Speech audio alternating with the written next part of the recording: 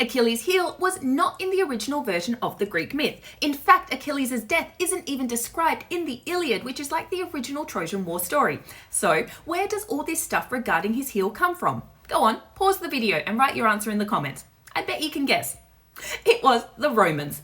Achilles, often described as one of the greatest of all Greek warriors, was a central character in Homer's epic poem, the Iliad. He was said to have been the son of Peleus, a mortal king, and Thetis, a sea nymph. According to the Romans, Thetis tried to make Achilles immortal by dipping him in the river Styx, which supposedly had magical powers. However, since she held him by his heel during the process, that part of his body didn't touch the water and remained vulnerable. And this change in the myth is pretty much thanks to one of the most famous Roman poets, Virgil, who wrote the epic poem called the Aeneid.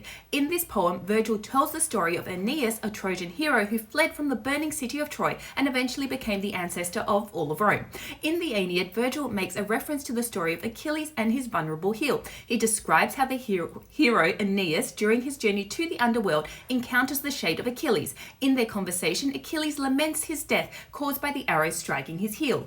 This passing mention of Achilles' heel in the Aeneid was then picked up by later Roman writers and poets. Over time, the concept of Achilles' heel became a symbol of vulnerability and fatal weakness that becomes more and more prominent in Roman literature and culture.